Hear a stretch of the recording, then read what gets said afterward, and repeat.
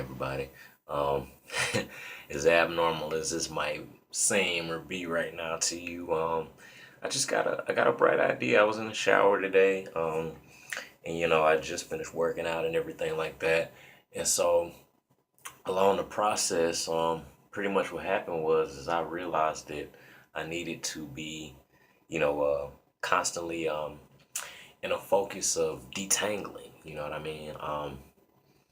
One of the things that I noticed is that you tend to rip a lot of hairs out and stuff like that, whether brushing or combing, if you are in fact getting to the end of a tangled group of hairs. Meaning that, no matter how much I really want to stand by what I felt was right for my type of hair, which is very, very dense, very, very, um, very thick. I mean, if I were to pick my beard away from my face, it would literally be, an afro on my face kind of thing. You know what I mean?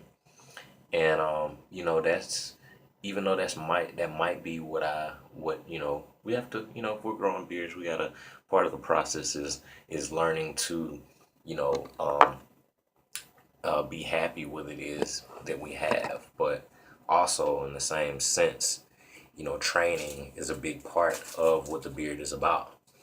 And with me understanding that, I still accept the parameters of what my beard sort of dictates to me, but I'm always in a process of constant training. I respect that you can train things and stuff like that. And so, with all those things being said, I understand that some things come along with it, some things you don't have to accept. And so one thing that I noticed, and I remember it from, growing out the hair on my head before, was that my hair will tangle. It'll get really, really tight. It'll break, and those breaks will keep me from actually being able to retain growth, keep growth, and continue to focus on growth. And so, with all those things being said, I caution you to not only be conscious of this beard journey that you might be going on as well. But along that, remember what the hair on your head did. Remember what you learned from the hair on your head and stuff like that. Because even though the beard hair is very much so different, it's gonna be somewhat similar. You know what I mean? It's not. I doubt it'll be completely opposite.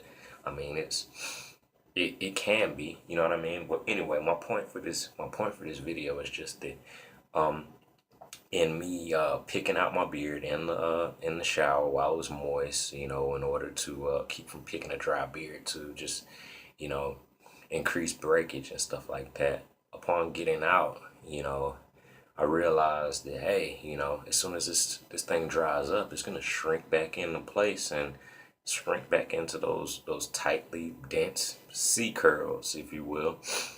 And then right over there again, I end up, potentially risking tangling and breakage. And so when those things came to mind, the first thing I thought was, man, those guys sure do look silly braiding their beards and putting up those videos like that online with those braided beards, or talking about how you can get a Viking beard with you know, plaiting it and stuff like that. But in similar instances where things have an artistically pleasing look, meaning some people do want to just rock a plaited, uh, braided beard, if you will.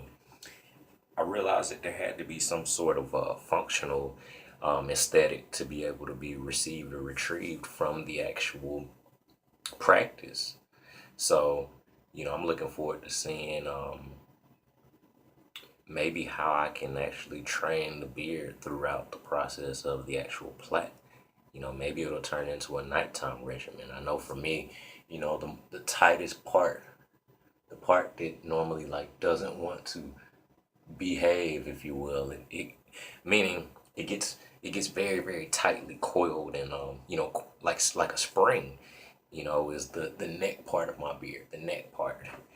And it looks like little bitty springs, and I'd have to probably get in the shower just to be able to get through it, with a comb or whatever. Like, that's why I typically tell you guys don't comb your beards, because, mine gets very, very tight. It gets very, very tight.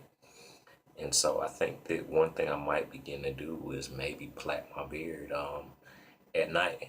You know, um, I'm not sure if it'll retrain the coil pattern. I've been able to train the pattern of the hair on my head.